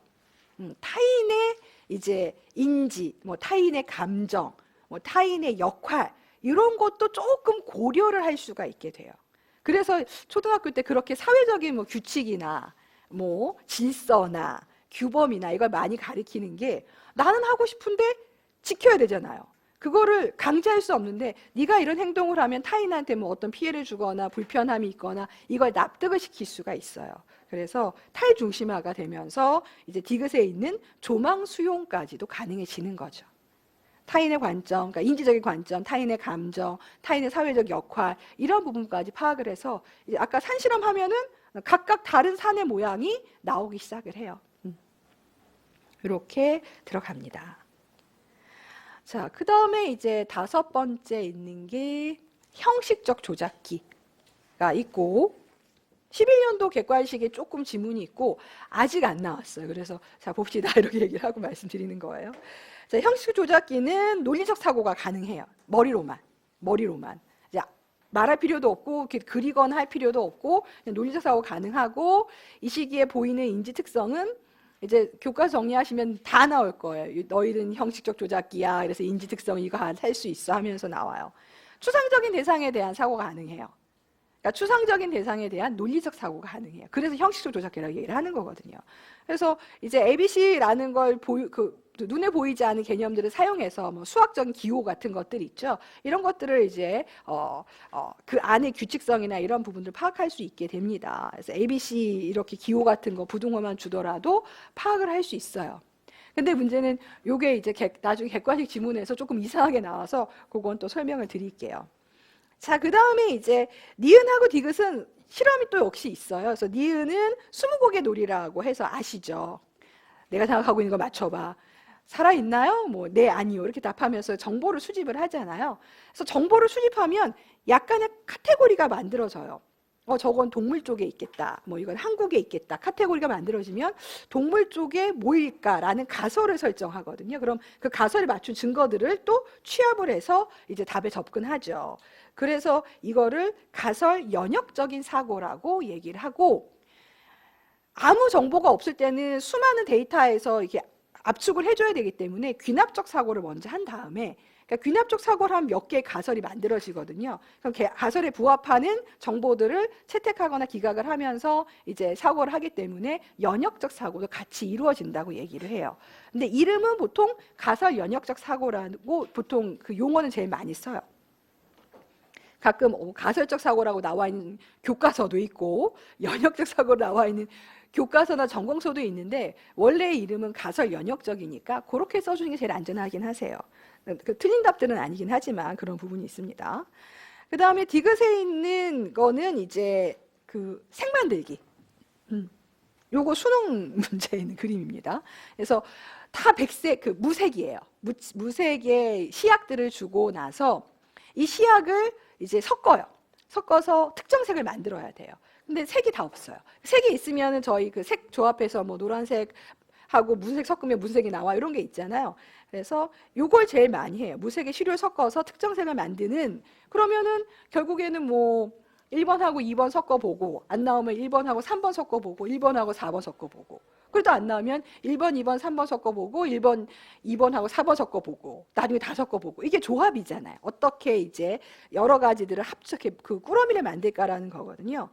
근데 이거를 이제 체계적으로 그러니까 최적의 조합을 중간에 그 효율이라고 표현하긴 하는데 시행착오가 가능하면 적게 해서 이제 그 결과물을 만들어내면은 조합적 사고가 있다라고 하고 요거를 구체적 조작기에 있는 아동에게 주면은 막 넣어요.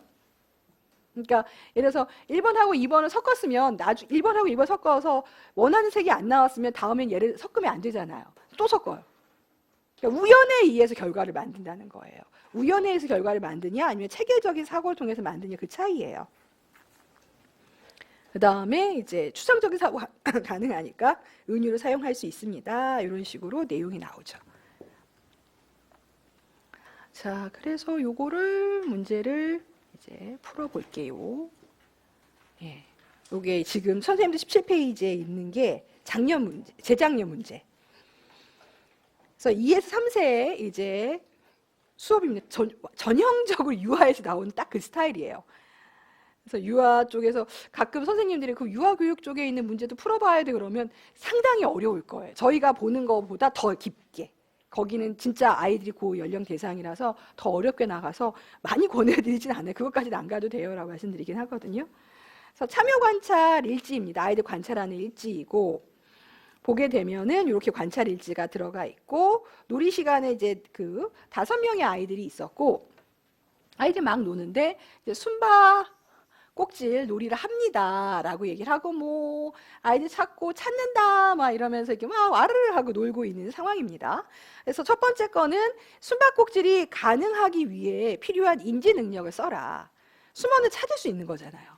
그래서 대상 영속성이에요. 선생님들이 이 문제를 이때 굉장히 많이 드렸던 것 중에 하나가 이 숨바꼭질을 할 수 있으려면 필요한 그 능력이 아니라 숨바꼭질이라고 하는 그 놀이 자체가 그 자기중심성을 보여주는 놀이 중에 하나거든요. 그러니까 아이들이 이제 일부만 숨거나 이제 머리는 숨고 엉덩이 나오거나 이런 모습에서 자기중심적 사고할 때 예제가 되게 많이 나와요. 아이가 숨었는데 머리만 넣었다, 뭐 엉덩이만 넣었다, 뭐 머리카락이 어디가 보인다, 뭐 이런 거잖아요. 그래서 이제 전조잡기 때 굉장히 많이 나오는 예제인데 사실은 이제 그 예제가 아닌 놀이 상황에서 아이가 잘들 놀고 있잖아요. 그러면 대상 영속성이 획득돼야만 숨고 찾는 게 가능하죠. 그러니까 숨겨졌으니까 찾을 수가 있는 거예요. 만약에 숨겨진 걸 찾는 능력이 없으면 숨고 나면은 뭐 안 찾아요. 그냥 없는 존재가 갑자기 돼버리는 상황이거든요. 그래서 대상 영속성 용어 쓰고 그 다음에 개념 쓰고 이렇게. 그러니까 이걸 알았으면 별로 안 어려운데 그러니까 공부를 너무 많이 하시면은 선입견이 생길 때가 있어요. 이건 전조잡기니까 자기 중심성이 이렇게 그냥 회로할 때 돌 때가 있어요. 그래서 그런 것들을 문제풀이할 때 조금 조심하시면 좋아요. 그래서 이제 대상 영속성과 관련된 능력이 필요한 놀이였고, 그 다음에 이제 병원 놀이해서 이제 상징적 사고가 필요한 그런 역할 놀이를 하고 있는데, 가다 넘어졌어요. 그러면 화내요. 문한테 화내고, 여러분도 화내지 않나요? 사실은 가다가 돌불이 걸리거나 뭐 어디 부딪히면 그 돌에 화내잖아요. 그래서 걔한테 화내면 소용이 없는 거긴 하지만 화를 내죠. 살아있는 것처럼. 그래서 뭐 미워 뭐 이러면서 지금 아이가 한 거예요. 그래서 인지발달 특성은 물할론이 되는 거죠. 네가 마치 그 해당하는 바닥이 나를 고의로 넘어뜨린 것처럼 혼내고 있습니다. 그 다음에 이제 마지막에 있는 디귿은 이렇게 의사야 뭐 배 아파 이러면서 아이들이 노는 거니까 이제 없는 대상에 대해서 어떤 이미지를 씌워서 이제 상징으로 놀 수가 있는 거죠. 그래서 상징적 사고입니다. 그래서 그냥 그 용어 쓰고 간단하게 이제 인지발달 특성을 서술하세요라고는 했지만 용어가 들어간 상태에서 설명을 해야 하는 그런 부분인 거예요. 별건 없어요. 그래서 내용이 있었고요. 자, 그 다음에 이제 요거는 그 밑에 다음 페이지에 있는 19년도. 네. 그래서 엄마하고 같이 이제 떡 만드는 놀이를 하고 있는 상황입니다. 엄마가 이렇게 한다는 것도 재밌긴 한데 집에 양팔 저울 있으세요? 집에 양팔 저울이 이게 있을까? 근데 어쨌든 보여줬대요. 학교에서 할 것 같은데 이렇게 양팔 저울에 떡 두 덩어리 딱 주고 이제 눈앞에서 똑같은 것을 보여줬습니다.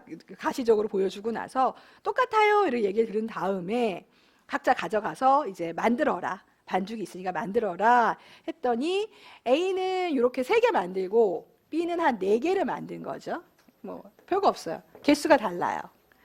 이제 그러고 나서 자, 이렇게 이제 각각 만들고 나서 이제 엄마가 자기가 좋아하는 떡고물을 무쳐 먹을까 그랬더니 이제 A가 나 얘로 가져갈래 이렇게 얘기를 한 거죠.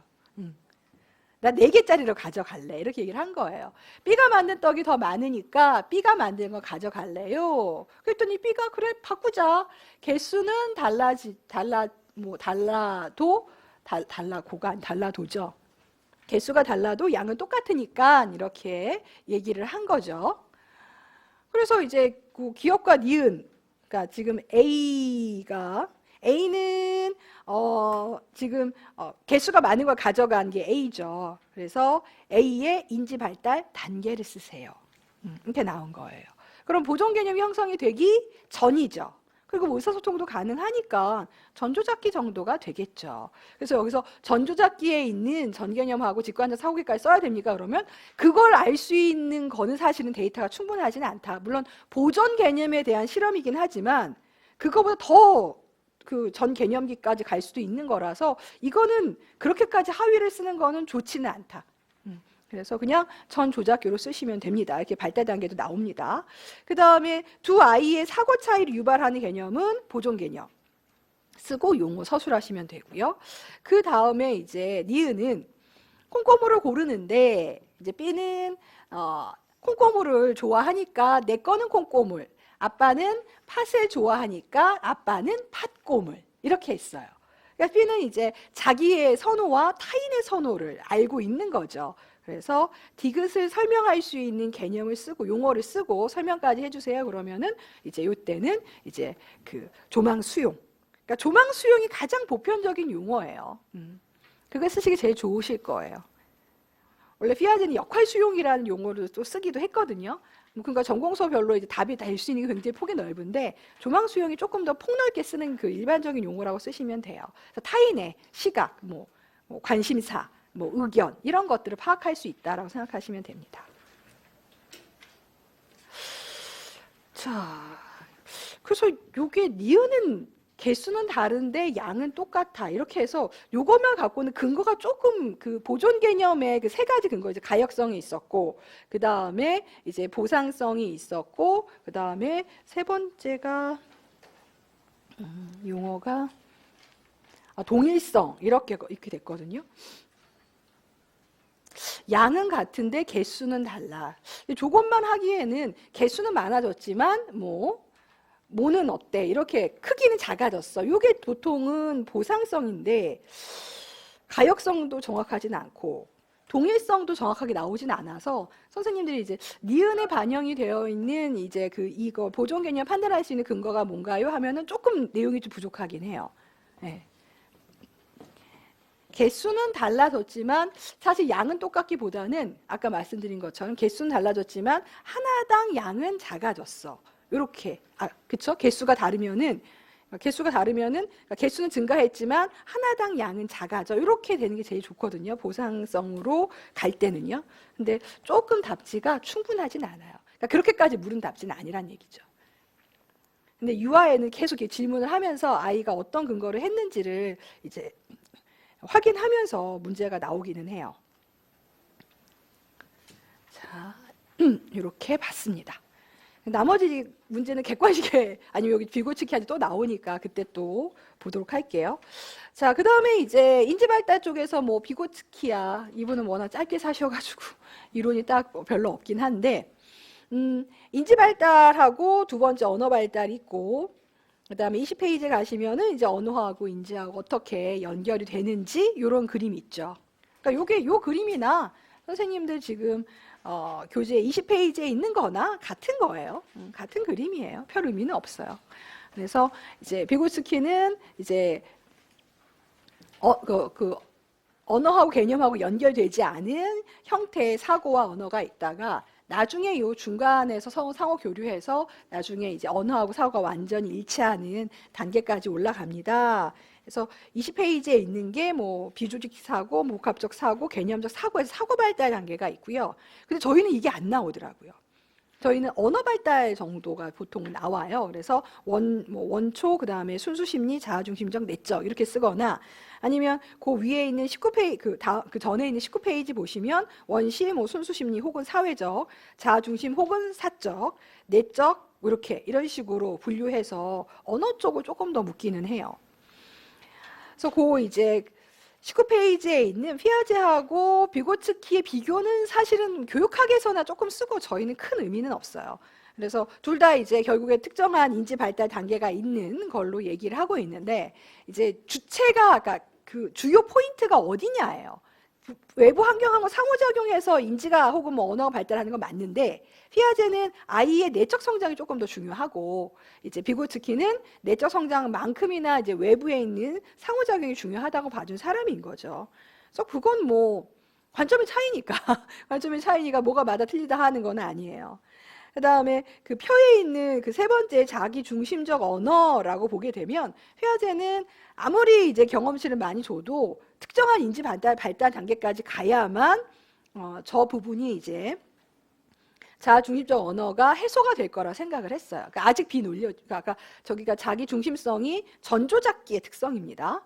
이게 구체적 조작기가 되면은 그 중심화가 밖으로 중심화가 탈중심화 혹은 조망수용이 되면서 산실함에서 다른 얘기를 하잖아요. 그래서 이건 아직 그 인지 구조가 덜 발달됐기 때문에 낮은 단계에 있기 때문에 쓰는 그 언어라서 이제 자기중심어는 이제 논리사고 발달이 덜 된 걸로 봤고 비고츠키는 아니라는 거예요. 그러니까 그 아이의 행동에 대한 다른 해석인 거죠. 그러니까 뭐가 맞다는 건 아니에요. 그러니까 비고츠키가 보기에는 저렇게 궁시렁궁시렁 거리면서 딴소리를 하는 거는 노력을 하고 있는 거라고 생각을 했고 그거를 이제 자기조절이라는 표현으로 쓰고 있는 거죠. 선생님도 그 아래 그 단계를 보시면 3단계 자기 중심적 언어 혹은 사적 언어 단계를 보시면은 꽤 폭이 넓어요. 그러니까 이게 피아제 거는 딱 연령이 끊겨요. 2세까지가 감각운동기, 뭐 7세까지가 전조작기. 이게 중간에 이제 교차점이 없거든요. 근데 피아제 거 말고 이제 비고츠키 걸로 보시면 요거는 그러니까 지금 보시면은 뭐 이제 원시 언어 해서 뭐 옹알이 하는 그런 단계가 있고 순수 심리적 언어는 3세 이전이기는 한데 바로 옹알이 다음에 뭐 순수 심리 이렇게 되는 건 아니에요. 섞여 있어요. 중간에 옹알이도 하고 순수 심리도 섞여 있다 생각하시면 돼요.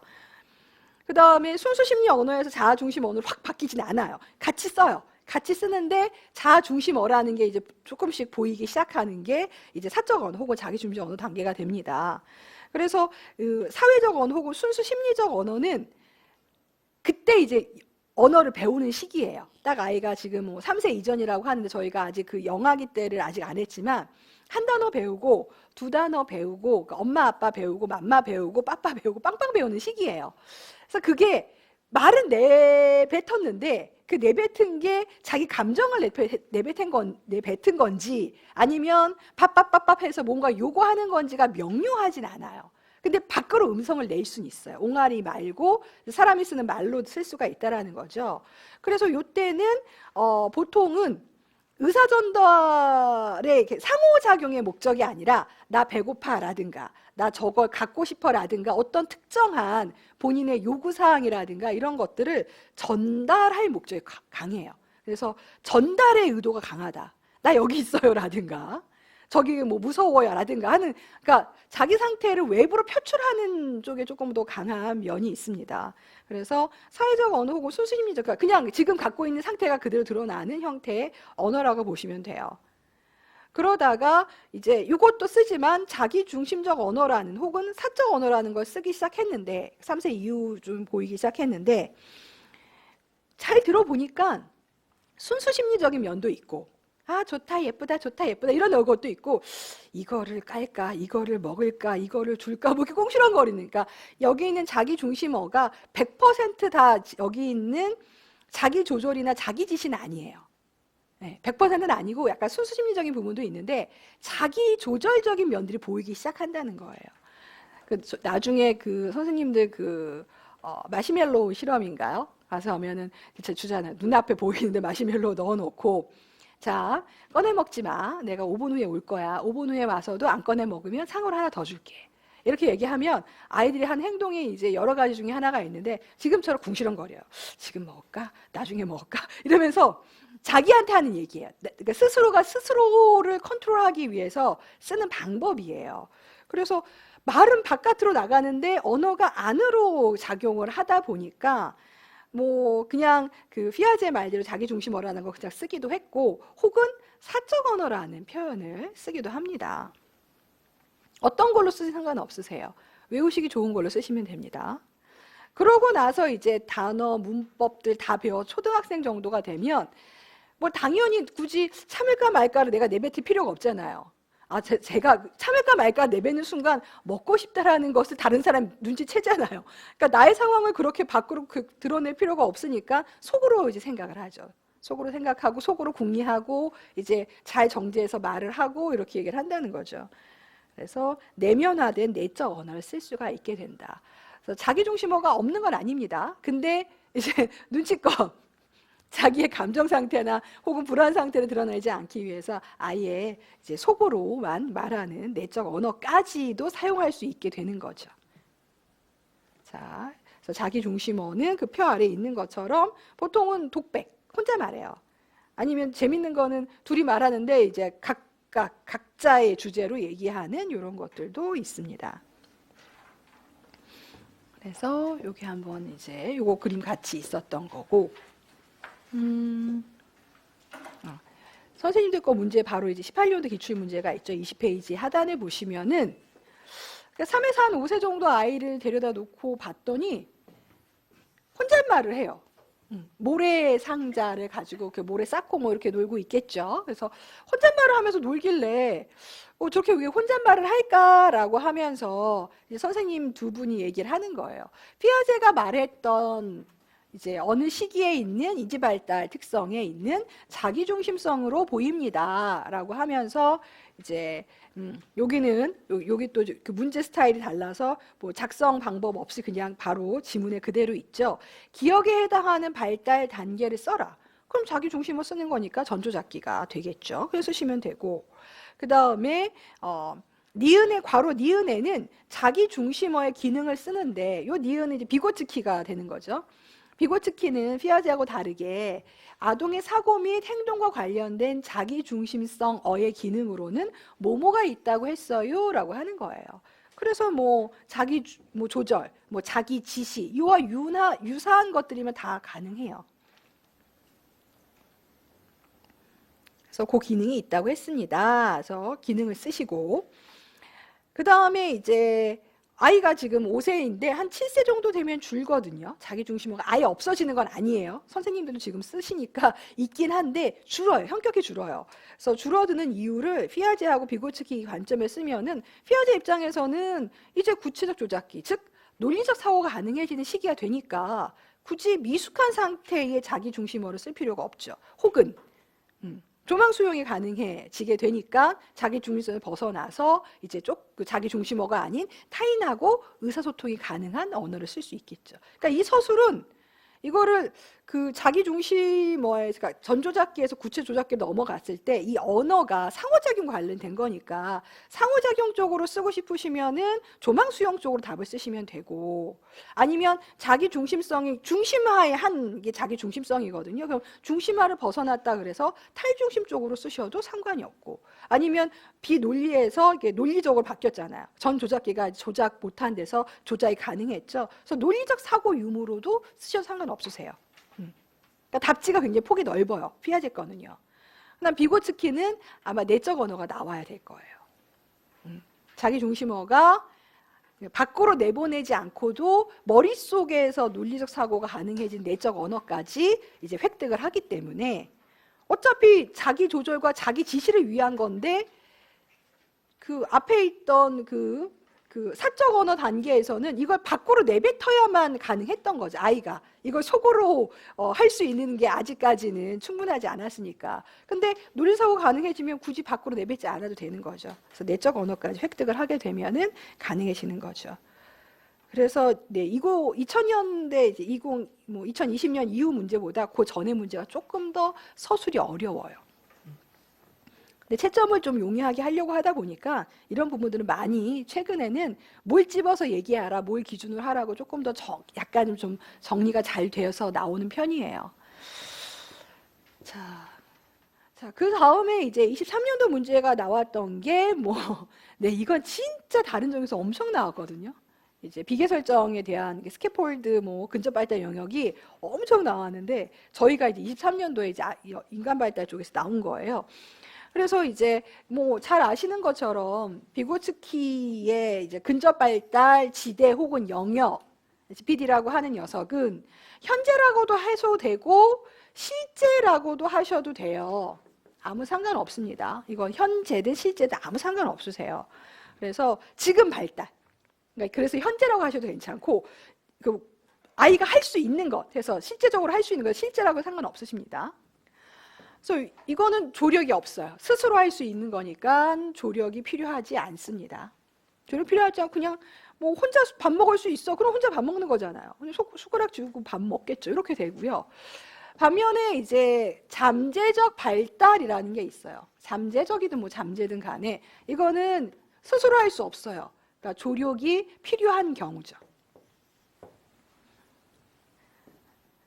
그래서 조력을 주어지면 할 수 있는 거예요. 그러니까 조력을 했음에도 불구하고 할 수 없는 거는 사실은 학습의 범위에 들어가지 않습니다. 성장의 범위에 들어가지 않습니다. 그래서 실제 혹은 실적 발달 수준과 잠재 혹은 잠재 발달 수준 간의 요 간격이 벌어지거든요. 그 간격을 이제 근접 발달 영역, 근접 발달 지대 이렇게 얘기를 하고 있는 거죠. 그러니까 둘은 조력의 차이예요. 혼자 할 수 있느냐 아니면 좀 도와줘야 되느냐 그 차이밖에 없다고 보시면 돼요.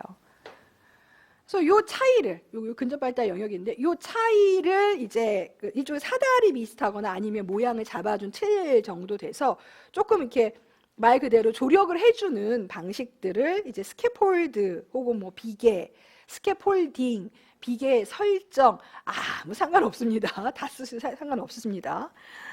그래서 원래는 이제 거푸집 같은 걸로 이렇게 되어 있는 거를 스캐폴 비계라고 이제 한자어로는 그렇게 얘기를 합니다라고 하거든요. 그러니까 조금 더 우수한 사람의 조력이라고 생각하시면 돼요. 그 다음에 3번에 있는 거는 구성 요소는 저희는 요건 아직은 없어요. 그러니까 유아는 얘를 구분하게 하는 저희는 구분하게 할 건 아니고 보시면은 이게 혼자는 못하는데 도움을 주면은 해결할 수 있고 그리고 실질적으로는 학습을 통해서 잠재적 발달 수준이 실제적 발달 수준하고 같아지는 그러니까 이렇게 성장하는 것을 목적으로 하는 게 이 비고츠키의 학습 이론이거든요. 그러니까 혼자 하지 말고 같이 해야겠죠. 그러니까 아이 혼자 하는 게 의미가 없고 선생님이 혼자 하는 것도 의미가 없어요. 같이 해야 돼요. 그 다음에 아이가 이해하는 것과 이제 조력자가 이해하는 것 간의 간극을 확인해야 되기 때문에 서로에 대한 관점에 대한 이해가 필요해서 상호주관성 그리고 혼내키지 마세요. 잘 다정하게 해주시고 그 다음에 네 번째에 있는 게 근접 발달 영역에 머물게 하기는 뭐냐면 이 과제가 현재적 발달 수준보다도 낮거나 아니면 잠재적 발달 수준보다 높으면 둘 다 안 해요. 그러니까 내가 할 수 있는 것보다 시시한 과제가 나오면 학습이 안 되고 옆에서 아무리 조력을 해봤자 뛰어넘을 수 없는 과제를 주게 되면 역시 이제 낙담을 하기 때문에 시도를 안 하겠죠. 그런 내용들. 과제의 수준 조절을 의미하고요. 그 다음에 자기조절 증진이라고 하는 거는 그러니까 아이가 할 수 있는 걸 점점 늘리라는 거예요. 그러니까 처음에는 10가지 중에 9가지 정도를 선생님이 했다면 점차 요거를 조력을 줄여 나가는 그래서 학습자가 할 수 있는 걸 더 늘리는 이런 부분이 생기면 좋다라는 거죠. 근데 저거까지 구분하게 할 것 같지는 않아요. 저희는요. 그래서 나온 문제가 전형적인 다른 전공에 나온 유아 쪽에 전형적으로 나온 문제가 나와서 이제 아이하고 엄마하고 얘기가 나와 있었고 블록놀이 하는 걸로 들어가 있습니다. 그래서 만들어봐. 엄마가 너 만드는 거 보고 한번 만들어봐라. 일단 시켰어요. 그래서 이제 잠시 후에 이제 봤더니 아이가 이런 행동을 보인다는 거죠. 크기가 다른 블록을 억지로 이제 갖다 막 이렇게 쑤셔 넣으려고 하면서 이제 엄마한테 뭐라고 했냐면 시소를 만들 때는 세 조각을 끼워서 만들 수 있었는데 미끄럼틀은 마음대로 안 돼요. 이런 거죠. 그러니까 아이는 시소는 오케이, 미끄럼틀 놔둬게 이런 거죠. 내가 할 수 있는 건 시소까지 가능해. 네, 이렇게 된 거죠. 그래서 이렇게 얘기를 해줬어요. 나의 현재 상황은 현재 혹은 뭐 실제 지금 할 수 있는 거는 시소까지는 오케이입니다. 네. 내가 라면까지 끓이겠는데 된장찌개는 안 돼. 뭐 이런 거 똑같다고 생각하시면 돼요. 그러고 나서 그럼 그냥 혼내키거나 이런 게 아니라 미끄럼틀에 빠진 부분을 이렇게 가리켜요. 여기 한번 봐봐. 여기에다가 끼울 블록의 크기를 한번 생각해 볼래? 라고 이제 조언을, 스캐폴딩을 여러 가지 해줄 수 있어. 시범을 보여줄 수도 있고, 지금처럼 이게 모양이 다르지 않아? 크기가 다르지 않아? 이렇게 아이가 못 보는 관점도 제공해 줄 수가 있겠죠. 그래서 스캐폴딩을 해줘요. 스캐폴드든 폴딩이든 상관없습니다.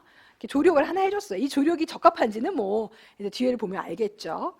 그랬더니 아이가 눈치를 채서 작은 걸 끼우면 되겠네요 라고 해서 크기가 다른 여러 가지 블록을 맞춰서 놀이터를 만들 수 있게 됐어요. 그래서 이제는 혼자서 놀이터 블록을 이용을 할 수 있게 됐다. 그래서 결국에는 여기 있는 것들 미끄럼틀까지 가능해진 거죠. 이 아이가 미끄럼틀까지, 어이구 색깔이 뭐가 바뀌었네요. 죄송합니다. 색깔이 아마 뭐 고정이 됐나 봐요. 그래서 여기 아까 미끄럼틀이 불가능했는데 요거까지 이제 가능해진, 그러니까 조력을 통해서 여기까지 성장을 하게 된 그런 경우죠. 그래서 뭐 그냥 이렇게 나와요. 기억해 보시는 것처럼 기억을 통해 알 수 있는 일단은 인지 발달 수준. 근데 저희가 인지 발달 수준 그러면 선생님 무조건 피아제인 줄 아세요. 그래서 아니 이건 비고츠키잖아요. 네. 그래서 비고츠키 걸로 생각하시면 됩니다. 그래서 인지 발달 수준이라고 나오긴 하는데 나머지 뒤에도 뭐 세 번째 보시면 기억과 디귿의 인지 발달 수준 간의 차이를 나타내는 용어를 쓰세요. 그래서 그러니까 발달 수준인데 앞에 이제 인지라는 말을 하나 더 붙인 것 뿐이에요. 그래서 발달 수준으로 생각하시면 됩니다. 그래서 기억에 해당하는 거면은 아까 현재 혹은 실제적 발달 수준이 되고, 그 다음에 기억과 디귿, 그러니까 조력을 통해서 성취한 것과 조력을 필요 없이 성취한 것 두 가지 차이가 있으니까 세 번째 거는 근접 발달 시대는 영역으로 쓰시면 되고, 그 다음에 니은을 통해서 알 수 있는 개념은 스캐폴드, 뭐 비계 설정 뭐 다 되죠. 의미를 설명해 주세요. 그러면은 조그만 유능한 또래나 뭐 성인이 이제 아이의 활동, 학습자의 활동을 도와주는 것들을 의미하겠죠. 네. 그러니까 스캐폴드도 뭐 그거 하는 것의 의미도 뭐 정해져 있는 의미가 있지는 않습니다. 그래서 이 상황에서의 설명으로 맞게 쓰시면 돼요. 자, 이렇게 해서 인지 쪽에서 피아제하고 비고츠키. 그러니까 비고츠키는 사실 나올 건 다 나온 상황이긴 한데, 네, 일단 이렇게 두 가지 형태로 문제가 나왔습니다. 그럼 저희는 이제 점심 드시고 그 다음에 이제 프로이드로 들어갈게요.